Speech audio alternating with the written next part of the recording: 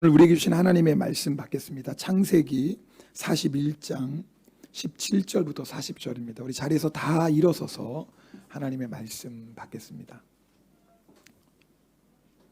제가 봉독하겠습니다. 바로가 요셉에게 이르되 내가 꿈에 나일 강가에 서서 보니 살지고 아름다운 7 암소가 나일 강가에 올라와 갈밭에서 뜯어먹고 그 뒤에 또 약하고 심히 흉하고 파리한 7 암소가 올라오니 그같이 흉한 것들은 애굽 땅에서 내가 아직 보지 못하는 것이라. 그 파리하고 흉한 소가 처음에 7 살진 소를 먹었으나 먹은 듯 하지 아니하고 여전히 흉하더라. 내가 곧 깨었다가 다시 꿈에 보니 한 줄기에 무성하고 충실한 7 이삭이 나오고 그 후에 또 가늘고 동풍에 마른 7 이삭이 나더니 그 가는 이삭이 좋은 7 이삭을 삼키더라. 내가 그 꿈을 점술가에게 말하였으나 그것을 내게 풀이해 주는 자가 없느니라. 요셉이 바로에게 아뢰되 바로의 꿈은 하나라. 하나님이 그가 하실 일을 바로에게 보이심이니이다. 7 좋은 암소는 7배요 7 좋은 이삭도 7배니 그 꿈은 하나라. 그 위에 올라온 파리하고 흉한 7 소는 7년이요 동풍이 말라 속이 빈 7 이삭도 7배 흉년이니 내가 바로에게 이르기를 하나님이 그가 하실 일을 바로에게 보이신 다음이 이것이라. 온 애굽 땅에 7배 큰 풍년이 있겠고 후에 7배 흉년이 들므로 애굽 땅에 있던 풍년을 다 잊어버리게 되고 이 땅이 그 기근으로 망하리니 후에 든 그 흉년이 너무 심함으로 이전 풍년을 기억하지 이 땅에서 기억하지 못하게 되리이다. 바로께서 꿈을 2번 겹쳐 꾸신 것은 하나님이 이 일을 정하셨음이라.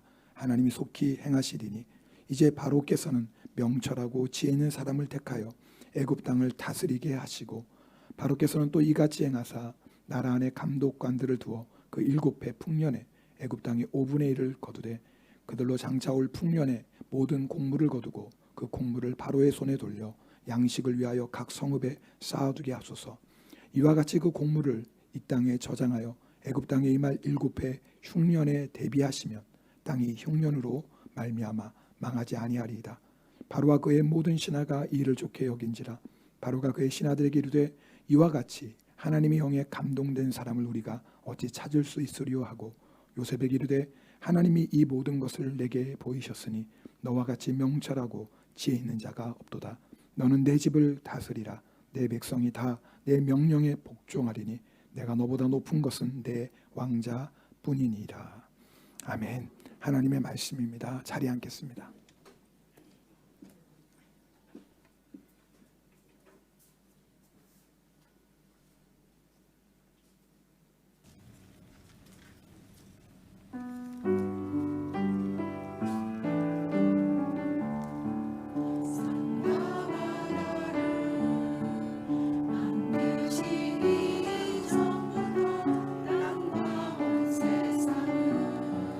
창조하신 이후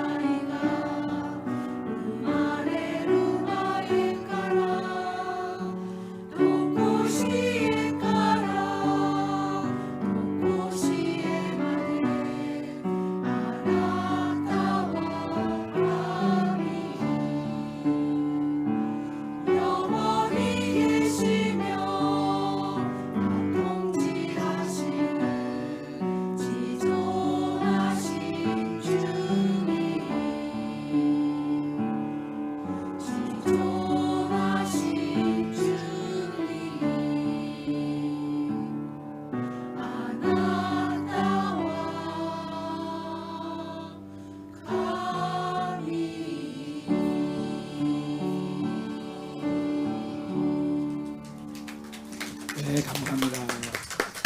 우리 옆에 분들 함께 인사하겠습니다. 축복합니다. 사랑합니다. 네, 축복합니다.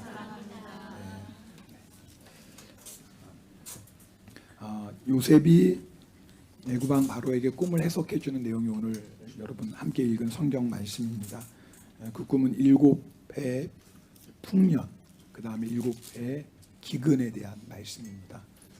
제가 8시에 설교하다 보니까 풍년, 흉년 뭐 비슷하게 들리는 것 같아요.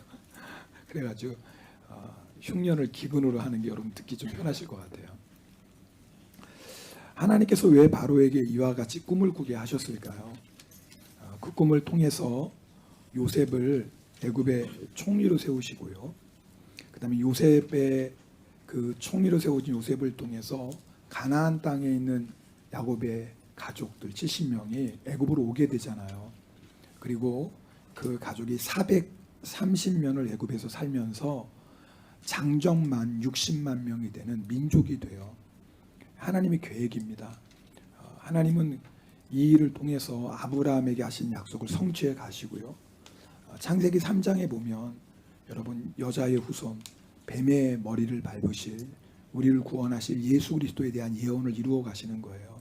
네, 그래서 우리 예수님이 이스라엘 그리고 유다 지파 다윗의 자손으로 오시잖아요. 여러분 성경은 이렇게요. 구원에 대한 이야기입니다. 그래서 여러분 우리가 창세기 말씀 나눌 때 이 구원에 대한 관점, 구속사라고 하는데요. 여러 번 말씀 나누고 있습니다. 또한 동시에 창세기에 나오는 이야기들은요. 우리에게 많은 교훈을 주고 있습니다. 오늘 우리가 읽은 내용도 바로 그렇습니다. 하나님께서 바로에게 주신 그 꿈을 통해서 오늘 우리에게 주시는 메시지를 좀 여러분하고 나누려고 합니다. 우리 28절 말씀 함께 읽겠습니다. 오늘 성경 본문 28절입니다. 같이 읽겠습니다. 내가 바로에게 이르기를 하나님이 그가 하실 일을 바로에게 보이신다 함이 이것이라. 자, 하나님께서 꿈을 통해서 하나님이 하실 일을 바로에게 보여주셨어요. 7해의 풍년, 그 뒤에 7해의 기근이에요. 자, 우리 그 다음에 29절 말씀도 읽겠습니다. 온 애굽 땅에 7해 큰 풍년이 있겠고, 자, 7해 동안 풍년이 오는데 그냥 너무나 간단해요. 29절에 애굽 온 땅에 7해 큰 풍년이 있을 것이다. 그 다음에 30절, 31절은 그 뒤에 오는 기근에 대한 말씀입니다. 우리 같이 읽겠습니다. 30절 시작. 후에 7해 흉년이 들므로 애굽 땅에 있던 풍년을 다 잊어버리게 되고 이 땅의 그 기근으로 망하리니 후에 든 그 흉년이 너무 심함으로 이전 풍년을 이 땅에서 기억하지 못하게 되리이다. 원어를 보면요, 이 풍년에 관한 단어가 9개예요. 그런데 기근에 대한 단어가 27개예요. 딱 몇 배예요? 여러분 너무 똑똑하세요. 3배 맞아요. 시간적으로는 똑같이 7년이에요. 풍년도 7년이고 기근도 7년이거든요. 근데 성경에 기록된 것을 보면 기근에 대한 것이 3배로 많아요. 이게 무슨 말이냐면 하나님께서 바로에게 이 꿈을 보여주시는 것은 풍년에 초점이 있는 게 아니라 기근에 초점이 있는 거예요. 하나님께서 여러분 이 풍년을 주신 이유는 그 뒤에 뭐가 있어요? 흉년이 온다라는 거예요. 자, 오늘 먼저 하나님께서 우리 인생에 풍년을 주실 때 그 풍년에는요 하나님의 뜻이 있습니다. 그냥 풍년을 주신 게 아닌 거예요. 오늘 말씀 보니까 풍년에는요 반드시 두 가지 하나님의 뜻이 있습니다. 첫 번째는요, 풍년은 하나님의 사명이에요. 한번 따라해 보겠습니다. 풍년은 하나님의 사명이다. 자, 돈을 많이 번다, 풍년이라고 말할 수 있겠죠. 사업이 잘 되는 것도 풍년이라고 말할 수 있습니다. 좋은 학교에 들어가고 좋은 직장에 들어가는 것 풍년입니다. 건강한 것도 풍년이라고 말할 수 있죠. 그죠? 그런데 이 풍년은 하나님이 주시는 거예요. 근데 성경을 보면 하나님이 주시는 풍년 때문에 오히려 풍년을 주신 하나님을 잊어버리고 하나님이 주신 풍년 때문에 타락할 수 있다고 성경이 우리에게 경고합니다. 신명기 31장 20절 말씀 함께 읽겠습니다. 신명기 31장 20절입니다. 내가 그들의 조상들에게 맹세한 바 젖과 꿀이 흐르는 땅으로 그들을 인도하여 드린 후에 그들이 먹어 배부르고 살찌면 돌이켜 다른 신들을 섬기며 나를 멸시하여 내 언약을 어기리니. 참 이상한 말씀이에요. 우리 한번 처음부터 볼까요? 31절 보세요. 하나님께서 젖과 꿀이 흐르는 땅을 그들에게 주셨어요. 그 다음 말씀 보면은요, 먹어서 배부르고 살쪄요. 이게 풍년 아닙니까? 먹고 배부르고 살쪄요. 풍년이 하나님이 주신 거예요. 그런데 이 풍년 뒤에 어떤 일이 있냐면 그 다음 말씀 보면 다른 신을 섬기는 거예요. 심지어는 하나님을 멸시해요. 하나님의 언약을 어깁니다. 그러니까 풍년을 주셨는데 오히려 그 풍년 때문에 타락하고 풍년 때문에 하나님을 떠날 수도 있다는 거예요. 그러므로 풍년을 주신 하나님의 뜻을 알아야 됩니다. 하나님이 우리에게 풍년을 주신 것을 깨닫지 못하면, 풍년이 사명인 걸 모르면 풍년 때문에 우리가 타락할 수 있어요. 자, 하나님께서 우리에게 풍년을 주셨어요. 자, 우리는 일용할 양식이 있으면 되죠. 먹고 마시고 입고 살고. 그런데 그것보다 더 하나님 많은 물질을 주셨다. 그러면 사명인 거예요. 하나님이 나에게 필요한 것 이상의 더 많은 물질을 주셨으면 그것은 그저 나 혼자 잘 먹고 잘 살고 즐기라고 주신 게 아니죠. 어렵고 힘든 이웃을 나누고 베풀라고 주신 거 아니겠어요? 하나님이 사업이 잘 되게 하세요. 그 사명인 거예요. 이 땅에 하나님의 나라를 세우라는 거예요. 좋은 학교 들어가고 좋은 직장 들어가는 거, 그곳에서 빛과 소금의 역할을 감당하라는 거예요. 사명입니다. 여러분, 건강도 사명입니다. 내 몸이 건강해야지 주의를 하는 거 아니에요? 건강한 몸으로 주변에 있는 연약한 자 돕고 건강한 몸으로 주님이 기뻐하신 일 봉사하라고 우리에게 건강도 주신 거예요. 사명이에요. 세상에서 성공하는 것도 사명입니다. 그 성공을 통해서 하나님의 영광을 나타내고 성공을 통해서 예수 그리스도를 증거하라고 우리에게 성공의 풍년을 주신 거예요. 아마 여러분도 유튜브에서 보신 적이 있을 것 같아요. 대만의 국민 배우 이천주, 중국 이름으로는 리텐주. 진짜 제가 조곤한께 물어봤어요. 원어를 듣고 싶으면 조곤한께 물어보세요. 리텐주? 이 리텐주가 아직 끝이 올라간다니까요. 2016년에 두 번의 이별이라는 작품으로 대만 아카데미상 금종상이라고 하는데 나무주연상을 수상했습니다. 그리고 다음과 같은 수상 소감을 말했습니다. 제가 읽어드릴게요. 저는 크리스천입니다. 그러기에 저와 하나님의 방식으로 말하겠습니다. 그분은 우리 공동체가 여기에 모이게 하셨습니다. 신앙으로 지금 말하는 거예요. 수상 소감을. 그리고 알아야 할 것은 아직도 많은 공동체가 밖에서 고통을 당하고 있다는 것입니다. 저를 성경에 있는 주기도문으로 여기 땅 위에 있는 사람들을 위해 기도하게 하셨습니다. 그리고 괜찮겠습니까? 한 거예요. 뭐 하겠다는 거예요 지금? 주기도문 하겠다는 거예요. 하나님께서 나로 하여금 이 땅에 있는 사람들을 위해 기도하게 하고, 그리고 주기도문 하는 거예요. 하늘에 계신 우리 아버지여, 이름이 거룩히 여김을 받으시오며 나라가 임하옵시며 뜻이 하늘에서 이룬 것 같이 땅에서도 이루어지이다.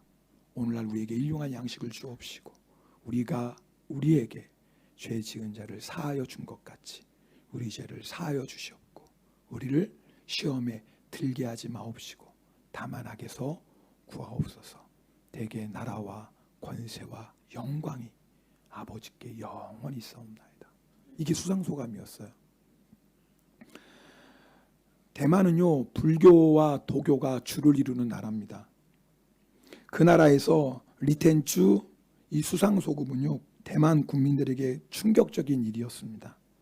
시상 직장 안에서는 기립박수가 울려 퍼졌지만 대만의 여론은 그가 경솔했다고 부정적이고 연예인들은 그를 비판했습니다. 하지만 이 리텐주 이 배우는 자기가 다시 그 자리에 서도 똑같이 주기도문으로 기도할 것이라고 말합니다. 사람들이 자신을 비판하고 원망해도 하나님만 알아주시면 된다는 거죠. 여러분 이 리텐주 이 배우는요 자신의 성공이 사명인 걸 안 사람이에요. 그래서 대만은요 개신교 천주교를 합해도 4%밖에 안 돼요. 4%밖에. 그곳에서 대만 땅에 있는 자기는 크리스천을 고백하면서 우상과 미신으로 가득한 대만 땅을 위해 기도한 거예요. 참 멋있죠. 성공이 사명인 걸 안 거예요. 그리고 그 성공을 통해서 하나님의 영광을 나타내고 많은 사람들에게 주님을 증거하는 겁니다. 저는 앞으로 이 배우가 어떤 연기를 하고 어떤 인생을 살지 저는 몰라요. 그러나 분명한 것은 이거예요. 이 배우가 풍년을 주신 하나님의 뜻을 깨닫고 그 풍년을 사명으로 연결시킨다면 하나님은 하나님의 영광을 위해서 계속해서 이 사람을 사용하실 거예요. 그리고 더 중요한 것 풍년 때문에 교만해지고 타락하지 않을 거예요. 여러분 풍년에는 하나님의 사명이 있다는 걸 절대 잊지 마세요. 두 번째 하나님께서 우리에게 풍년을 주신 또 한 가지 이유가 있습니다. 그것은 풍년의 때에 기근을 대비하라는 거예요. 하나님께서 애굽 땅에 7배 풍년을 주신 것은 그 뒤에 7년 동안의 기근을 대비하라는 거예요. 만약 애굽이요 풍년을 주신 하나님의 뜻을 깨닫지 못하고 풍년 때 흥청망청 먹고 마시고 즐겼다면 기근이 왔을 때 다 망했어요. 전도서 1장 1절 2절 말씀 현대인의 성경으로 한번 읽어보겠습니다. 네, 현대인의 성경 있나요? 네, 같이 읽어보겠습니다. 너는 아직 젊을 때 곧 고난의 날이 오기 전에 아무 낙이 없다고 말할 때가 되기 전에 너희 창조자를 기억하라.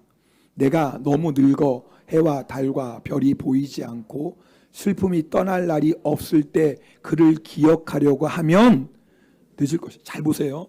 물론 여기서 젊은 날은 말 그대로 젊은 때예요. 그러나 이것은 인생의 풍년을 얘기하기도 해요.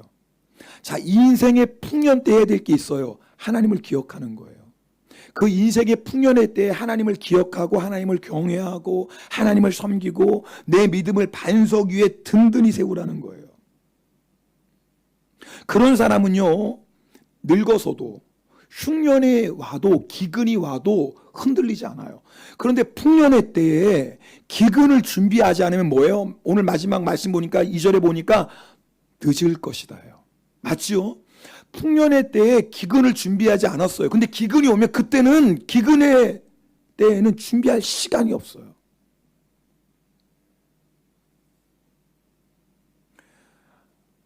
여러분 성도들 중에 경제적으로 풍년인 분도 있고 뭐 기근인 분도 있겠죠. 그렇죠? 뭐 여러분 하시는 일 지금 잘 되는 분 풍년이겠죠. 안 되는 거 뭐 기근일 수도 있겠어요. 인간관계에도 풍년이 있고 기근이 있을 수 있어요. 근데 중요한 건요. 지금 우리가 모두 맞이하고 있는 풍년이 있어요. 아십니까? 우리가 지금 다 맞이하고 있는 풍년 그게 뭐냐면 신앙생활의 풍년이에요. 지금 우리는요. 원하는 대로 얼마든지 신앙생활을 할 수 있어요. 현대인들 바쁘다 피곤하다 그래요. 그죠? 바쁘다 피곤해. 예수 믿는 사람도 뭐 크게 다르진 않은 것 같아요. 근데 사람은요 아무리 바쁘고 아무리 피곤해도 자기가 하고 싶은 것은 해요. 그죠? 아무리 바쁘고 아무리 피곤해도 먹고 싶은 건 먹고요. 아무리 바쁘고 아무리 피곤해도 만나고 싶은 사람은 만나고요. 가고 싶은 데는 가요. 그래요, 안 그래요? 그래요. 그러니까 정말 내가 꼭 해야 될 일, 정말 중요한 일은 꼭 하더라 그 말이에요. 우리 집에도요 하나 있어요. 아침 일찍 출근해가지고 밤 늦게 퇴근하는. 안쓰러워요. 늘 피곤하고 바쁘고 졸려요. 그런데 밤 늦게까지 누구랑 통화를 해요. 누구랑 통화를 해요. 저 같으면 그 시간에 잠을 자겠어요. 그러니까 아무리 바쁘고 피곤해도 자기가 할 거는 하고 싶은 건 하더라 그 말이에요. 결국은 우선순위의 문제예요. 나에게 주어진 시간, 나에게 주어진 물질, 나에게 주어진 에너지, 나의 몸과 나의 마음, 나의 생각을 어디에 집중할까? 이게 중요한 거예요. 풍년의 때 우리가 꼭 집중할 게 있어요. 지금 우리는 신앙생활의 풍년을 살고 있어요. 사실 코로나가 오기 전에는요, 함께 모여 예배드리고 기도하고 당연하다고 생각했어요. 그래서 바쁘고 피곤하면은요, 어느 때는 귀찮기도 하고, 그래서 때로는 예배의 자리, 기도의 자리 뒤로 미루기도 했어요. 지금은 좀 세상 즐기다가 나중에 열심히 신앙생활 하면 되지. 우리가 이렇게 생각했다고요. 그런데 코로나가 시작되면서 그게 아닌 걸 알았어요. 근데 일본은요, 법적으로 300명 이상 이하는요, 모이는 모임 제재가 없었어요. 그 이상도 신고하면 됐어요. 그러니까 얼마든지 모였어요. 근데 한국은 그런 상황이 아니었어요. 여러분 아실 거예요. 그죠? 모이는 게 뭐였어요? 불법이었어요.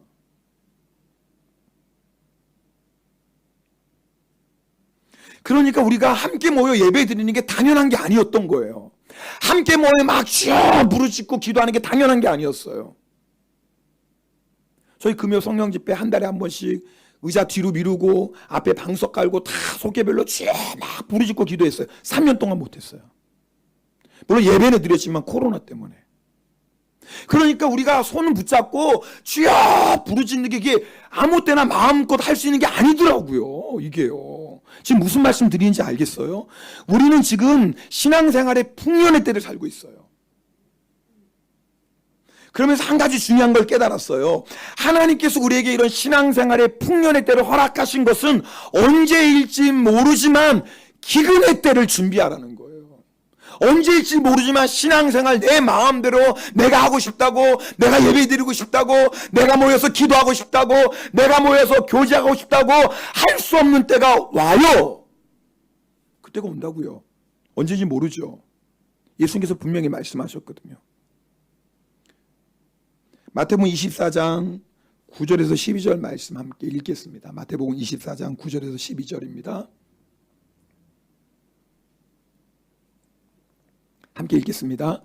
그때 사람들이 너희를 환난에 넘겨주겠으며 너희를 죽이리니 너희가 내 이름 때문에 모든 민족에게 미움을 받으리라.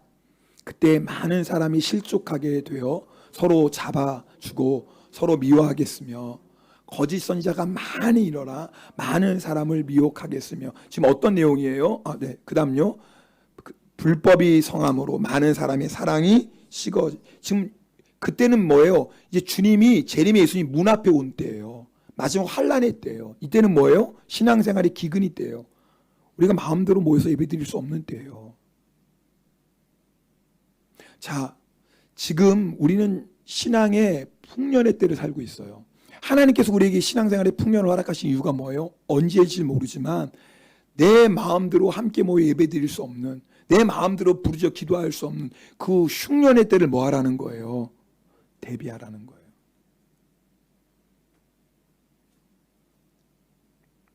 성도 여러분, 우리가 신앙생활의 풍년의 때가 언제까지 이어질 거라고 생각하지 마세요. 우리 예수님이 친히 말씀하셨어요. 그때에. 언제인지 아무도 몰라요. 그러나 중요한 그때가 점점 다가오고 있어요. 우리가 이때 반석 위에 집을 짓는 신앙생활을 해야 돼요. 여러분, 만약에 바람이 불고 창수가 나고 집에 부딪히는 흉년의 때는요, 그때는 준비할 시간이 없어요. 그렇죠? 지금 준비하시는 거예요. 지금 우리가 기근의 때를 잘 준비하셔야 돼요. 요셉이 그걸 바로에게 얘기한 거예요.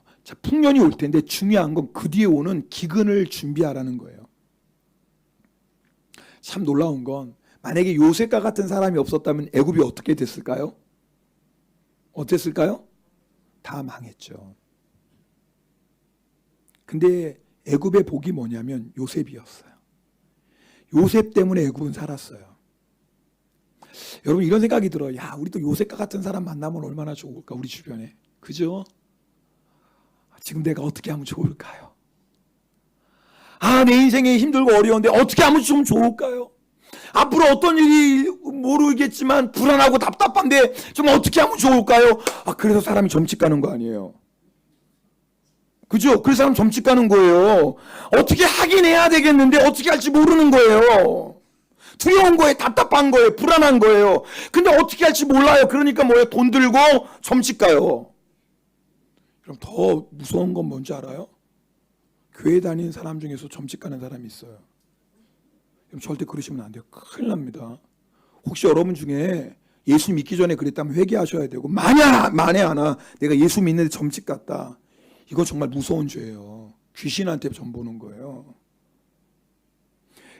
여러분, 요셉 정말 그런 사람이 내 주변에 있다면 우리는 굉장히 든든할 것 같아요. 그죠? 자, 그럼 요셉은 어떻게 해서 그 기근의 때를 잘 준비하는 그 지혜가 어떻게 있었을까요? 오늘 38절 말씀 함께 읽겠습니다. 38절입니다. 오늘 본문 38절이에요. 같이 읽겠습니다. 바로가 그의 신하들에게 이르되 이와 같이 하나님의 영에 감동된 사람을 우리가 어찌 찾을 수 있으리요 하고. 여러분, 이 바로는 하나님을 모르는 사람이요. 요셉이 믿는 하나님이 유일한 창조주 하나님인 걸 몰라요. 그러니까 하나님의 영, 성령인데 성령님을 모르는 사람이에요. 바로는 다신론자예요. 아마 요셉이 믿는 하나님이 여러 신들 중에 하나라고 생각했어요. 근데 중요한 건 요셉이 기근의 때를 대비할 수 있는 지혜는 요셉에게 나온 게 아니에요. 요셉에게 성령께서 가르쳐 주신 거죠. 오늘 이게 중요한 이유는 요셉으로 하여금 기근의 때를 대비하도록 지혜를 주시고 가르쳐 주신 그 성령님, 요셉이 대단한 게 아니에요. 요셉 안에 계셨던 누가요? 성령님께서 가르쳐 주신 거예요. 놀라운 건 그 성령께서 어디에 계세요? 어디 계세요? 내 안에 계시다라는. 오늘 설교의 핵심이 이거예요. 여러분 가운데 내가 어떻게 하면 좋을까요? 무엇을 선택해야 될까요? 누구를 만나야 될까요? 어디로 가야 될까요? 무슨 일을 해야 될까요? 두려워요, 답답해요, 초조해요. 걱정하지 마세요. 주의 성령께서 우리 안에 계세요. 주의 성령님이 우리 안에 계셔서 하시는 일, 요한복음 14장 26절은 이렇게 말씀합니다. 요한복음 14장 26절 함께 읽겠습니다. 보혜사 곧 아버지께서 내 이름으로 보내실 성령, 그가 너희에게 모든 것을 가르치고 내가 너희에게 말한 모든 것을 생각나게 하리라. 할렐루야. 이건 너무나 놀라운 축복이에요. 여러분, 성령님은 예수 그리스도의 영이에요. 그분이 우리 안에 오셔서 우리가 어떤 인생을 살아야 되고 풍년의 때에 무엇을 우리가 살아야 되고 어떻게 기근을 준비해야 될지 우리를 다 가르쳐 주세요. 여러분, 이게 얼마나 놀라운 축복인 줄 아세요? 요셉 안에 계셨던 그 성령님, 요셉으로 하여금 기근을 대비하게 해서 애굽을 살리신 그 성령님이 우리 안에 계세요. 가르쳐 주세요. 그분이 우리 인생에 기근을 얼마든지 대비하도록 가르쳐 주시고 지켜주시고 인도해 주십니다. 우리가 할 게 하나 있어요. 여러분, 바로가요, 애굽왕 바로가 잘한 게 하나 있어요. 그게 뭐냐면 40절 말씀이에요. 함께 읽겠습니다. 오늘 본문 40절 같이 읽겠습니다. 너는 내 집을 다스리라. 내 백성이 다 내 명령에 복종하리니 내가 너보다 높은 것은 내 왕자뿐이니. 바로가 너무너무 기가 막힌 선택을 해요. 애굽 땅을 살리는 기가 막힌 선택을 해요. 그게 뭐냐면 통치권을 누구에게 줬어요? 요셉에게 줬어요. 여러분 생각해 보세요. 왕이 자기의 통치권을 요셉에게 다 줬어요. 요셉 너의 허락 없이는 아무도 이 땅에서 발 놀릴 자가 없을 거다 그랬어요. 대단한 거 아니에요? 여러분, 요셉이 아무리 애굽을 살리는 기가 막힌 지혜를 알려줬어도 요셉의 말을 따르지 않으면 절대로 기근의 때를 견딜 수 없어요. 다 망했다고요. 자, 성령님께서 우리 안에 말씀해 주세요. 성령님께서 끊임없이 우리 안에 너 이렇게 해, 너 이 길로 가야 돼, 너 그러면 안 돼. 우리에게 성령님이 늘 말씀해 주세요. 성령님이 감동해 주세요. 오늘 예배를 통해서도 여러분에게 지금 말씀하고 계시다고요. 성령께서. 그럼 우리가 어떻게 하면 돼요? 아멘, 순종만 하면 돼요. 그러면 살아요. 어려운 게 아니에요. 그런데 여러분, 제가 오늘 이 말씀을 준비하다가 애굽왕을 바로라고 얘기해요. 또 다른 애굽왕 바로가 생각났어요. 누군 줄 아세요? 출애굽 시대의 바로예요. 출애굽 시대의 바로는요, 하나님이 이스라엘 백성을 보내라 그랬어요. 430년 뒤의 얘기죠. 보내요? 안 보내요. 애굽 땅에 재앙을 내려요. 보내요? 안 보내요. 마지막에 어떤 재앙이죠? 장자가 죽는 재앙이에요. 장자가 다 죽었어요. 결국은 보내요. 근데 참 얼마나 바로의 마음이 완악한지, 다 보낸 다음에 어떻게 하죠? 다시 애굽의 최정에 이끌고 이스라엘 백성을 쫓아가요. 결국 어떻게 되죠? 홍해에서 다 죽어요. 성도 여러분, 신앙생활 할 때 절대 마음을 완악하게 하시면 안 돼요.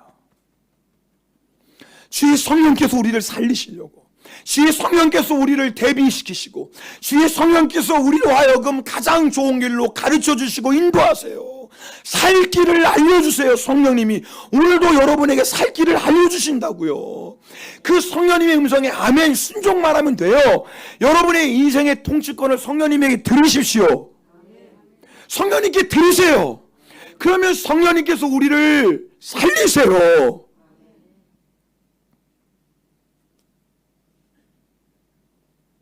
새벽에 고린도전서 말씀 나누는데요, 고린도서 2장에 보면 성령님께서, 우리 안에 계시는 성령님께서 하시는 세 가지 역사가 있어요. 제가 짧게 말씀드릴게요. 첫 번째, 우리 안에 계시는 성령님이 어떤 일을 하시냐면, 성령님은 우리가 눈으로 보지 못하고 귀로 듣지 못하고 우리의 생각으로 알지 못하는 것들을 성령님은 뭐요? 보여주세요. 여러분, 하나님이 우리를 위해서 예비하신 놀라운 것들이 있어요. 근데 하나님이 예비하신 그 놀라운 것은 우리가 눈으로 보지 못하고 귀로 듣지 못하고 깨닫지 못해요. 근데 성령께서 하나님이 예비하신 것을 깨닫게 하세요. 여러분, 우리가 아무리 힘들고 어려운 상황에 있어도 넉넉히 그 상황과 어려움을 이길 수 있는 은혜를 하나님 반드시 주십니다. 그런데 우리는 그걸 몰라요. 그런데 주의 성령께서 우리로 하여금 어떤 고난, 어떤 환난도 넉넉히 이길 수 있는 은혜를 깨닫게 하세요. 이기게 하신다 그 말이에요. 때로는요, 아무리 좋아 보여도 사망의 길이 있고요, 아무리 어렵게 보여도 생명의 길이 있어요. 우리 생각에는 그것이 바르게 보여도 하나님의 축복의 역사를 가로막는 일이 있고요, 우리 생각과 맞지 않아도, 우리 계약과 맞지 않아도 하나님의 놀라운 축복과 부흥을 문을 여는 일이 있어요. 우리는 몰라요. 근데 놀라운 것은 성령께서 그 분별력을 주세요. 여러분, 우리 안에 이 성령님이 계세요. 가르쳐 주세요. 우리를 살려주시려고 오셨어요. 우리의 인생을 간섭하시고 우리를 귀찮게 하고 우리를 부담스럽게 하려고 우리 안에 오신 게 아니라 우리를 살리시려고, 우리를 가장 좋은 길로, 복된 길로, 하나님이 예비하신 가장 아름답고 존귀하고 풍성한 인생을 살게 하시려고 성령님이 오셨어요. 그분께 순종하시면 돼요. 저는 오늘 이 설교하는 마음이 정말 간절해요. 제가 목이 쉬어가지고 다시 오늘 조용조용 해야 되는데 또 흥분했어. 여러분, 제 마음이 얼마나 간절하냐면, 여러분, 성령님이 얼마나 우리 사랑하시는 줄 아세요?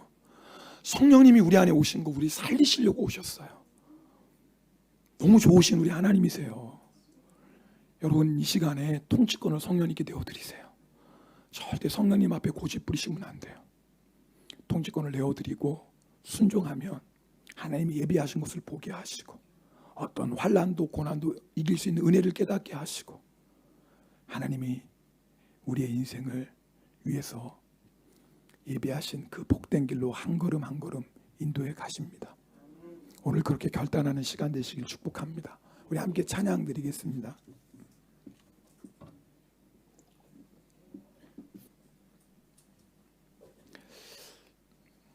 우리가 사는 길은 바로 왕이요 너무 기가 막힌 선택을 해요. 통치권을 요셉에게 줬어요.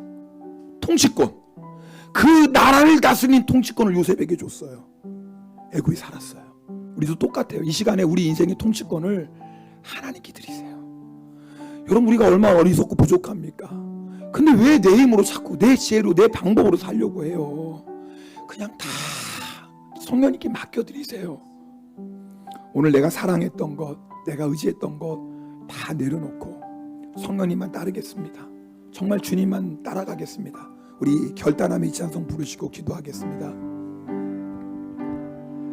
내가 주인 삼은 모든 건 내려놓고 내 주 대신 주 앞에 나가 내가 사랑했던 모든 건 내려놓고 주님만 다시 한번 결단하며 찬양합니다. 내가 주인 삼은 내가 주인 삼은 모든 것 여러분, 내려놓고 여러분의 통치권을 성령님 앞에 내려놓으세요. 주 대신 애굽왕 바로가 그 통치권을 요셉에게 줘서 애굽이 살아요.